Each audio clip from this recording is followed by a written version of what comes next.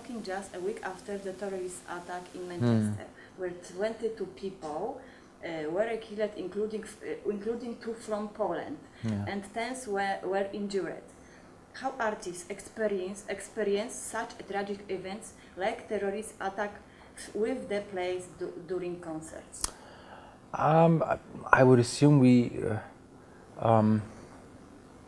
experience the same way like everybody else. There is, of course, at first a shock, that this is even happening, in our civilized world. There's so many good things in the world out there, and then it's difficult to always realize that there's also those horrible events happening all around the world, and it's for a moment it's difficult, but then you also have to get back up and move on with life, because you cannot have life being destroyed by individuals who cause these horrible events. Yeah. Did you start to worry after the terrorist attack in Manchester, and as an artist do you feel an danger? I wouldn't do this profession if I would have any, if I wouldn't be somebody who, there's always a certain risk, but I love what I do. There's really not much you can do as an artist than just trust the people you work with, trust the security people who work in the halls, and I'm pretty sure that all of those people, especially also after this horrible event in Manchester, will, try to be even more, precise with their job, and try to, make, of course, everybody still feel comfortable, yet be, very aware of people trying to destroy life. It is your first time in Poland. How do you like our country? Oh, I love Poland. So far, I have to admit, I've only seen Warsaw, and I've had a show in Lodz a couple of months ago. But what I've seen, and I've also been extremely lucky with the weather every time I come here. It's a beautiful country. People are super nice here, and treat me wonderfully. So there's so much love. And I hope I can give some of that back. Are you going to perform in Poland alone or with the band? How do you talk? Oh, I talk? Okay. Well, we're going to play 3 shows now in October, 25th, 26th, 27th in Kraków, Warsaw, and Gdańsk. And we're going to be there performing with the band. And so it's going to be a crossover program.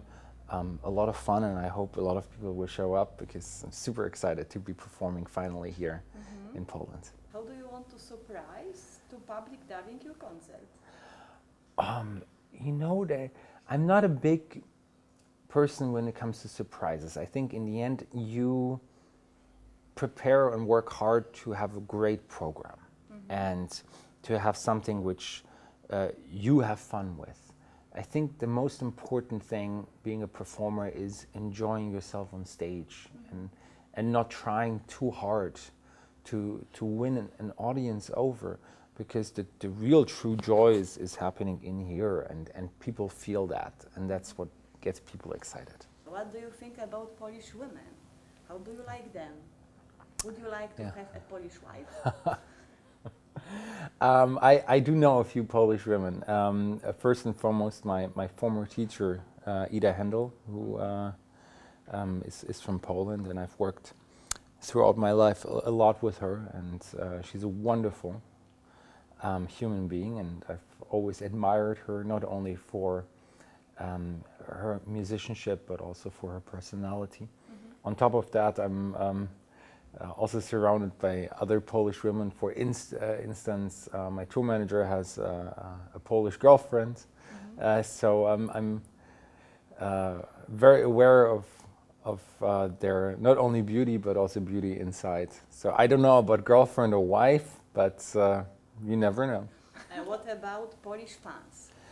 Do they treat you in a different way than your fans in Germany or in USA? That's difficult to really say. I mean, there's always only positive things coming to me, and also this morning I did a TV morning show, and there are of course always some fans waiting with gifts. It's I have to admit that especially in Poland it seems to be very common to always bring some sweets or some flowers, so I really do appreciate the effort. It's extremely sweet. So how it happened that you start to play a violin? It started quite let me just have some. Sorry, I thought somebody was like making this. Actually, pretty common. I have an older brother, and he started playing the violin. And obviously, being the younger sibling, I wanted to also have the things he was playing with. Mm-hmm. So I asked my parents also to buy me a violin, and that's how I started. Mm-hmm. How old were you? I must have been just about 5 years old. So a long time ago. I guess practicing each day was very tiring for you? There are periods in life where it's more difficult, and there's times where it's a lot of fun. It's it's still work, and you still have to be very disciplined, especially through the times when maybe you don't feel the fun part of practice. I'm sure there's certain times when you're a teenager where other things might be more of interest, and you maybe for a day or two struggle with something technically, and there's a lot of frustration anyway in your system. And then you're like, let me do something normal. When was the first moment that you had Stradivarius in your hands? I was quite young. My dad was, and still is, involved with musical instruments. He has an auction house in Germany, so there were a lot of beautiful instruments always going in and out of our house. So probably the first time I saw or had a Stradivari in my hand was by the age of maybe 9 or 10. So very early. What is the difference in playing Stradivarius, violin, and new modern instrument? The difference is more money goes out for the insurance. And of course it's a big honor, and but the thing is, it's not, you have the respect for the instrument before you play a Stradivarius, and you have to know how an instrument works. And of course it makes no sense to give a Stradivarius to just anybody. You have to be already a good violinist. And when I was 13, I already was signed with Deutsche Grammophon, and I was playing with very good orchestras and big conductors. So it wasn't just out of luck that I got a Stradivari. I worked, even though I was very young, already very hard for getting such an instrument. Who formed you as a musician and a virtuoso of violin? I had a couple of teachers, especially when I was growing up with the violin. I would say Zaha Bron, who I worked with from age 6 to 9. He was, very adamant about technique, bow arm, left hand technique. And of course, afterwards, I started working with Ida Händel for a very long time, and still approach her if I have any questions. And but she was more about music. I don't think if I would have had any technical difficulties, she would just say, okay, go practice. There was no real advice, because she's such a natural musician. She never had any issues with that. So, and she expected me not to have any issues with technique as well. And then of course Itzhak Perlman later on at Juilliard School. I think those are the three names. Have you ever regrets that you become an architect? That I did not become an architect. You know what? I have no regrets at all in life. Everything happens for a reason, and you know what? I can still change. I can still do something totally different. Okay. Still possible. Yeah, okay, yeah. I'm not yet dead. Yeah, okay. How did it happen that you started mixing classical music with pop, rock, and blues? Oh, this all happened very gradually. Nothing happened overnight that I was like, oh, big epiphany, I want to do this and that. It was like, trying out, experimenting, liking something or really messing something up. And just bit by bit, it's really like every day being experimental, every day being adventurous, and of course every day working on not only being creative in that direction, but also forming your craft with classical music. Did you try to play Rihanna or Miley Cyrus? How was it? Well, I try everything. Not everything works for the instrument, or sometimes I'm not yet ready to find the right approach. Mm-hmm. But in the end, it's I think if you have good taste, you will always find the pieces which suit for the instrument and which suits for an orchestra and band. Mm-hmm. Pop or rock songs do you like to play, and it gives you fun and pleasure? I would say everything I play on stage, on tour, or I record, those are pieces which I of course choose. Yeah. That being said, those are pieces which I love listening to, and I also enjoy, of course, very much performing them. What do you feel when you hear people saying that you are the most handsome violinist in the world? I feel embarrassed. And do you feel embarrassed?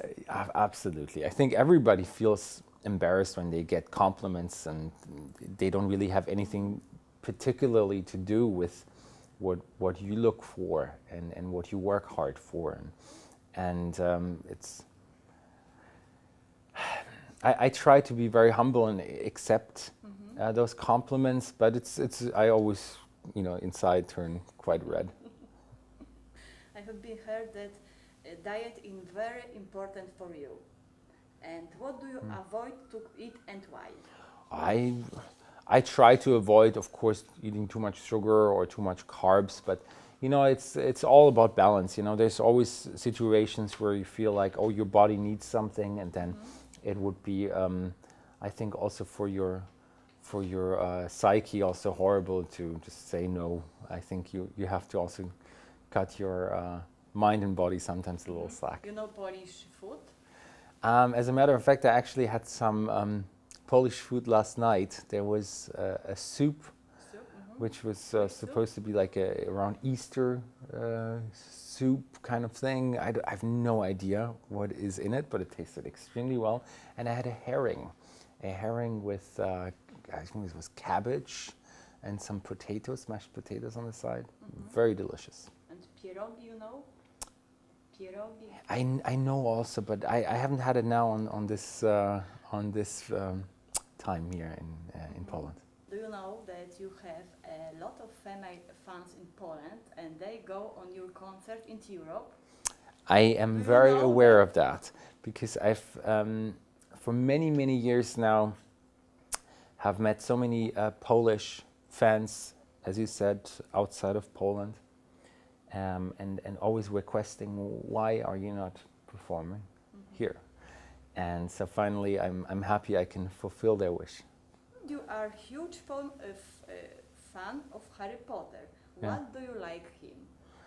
I like outsiders.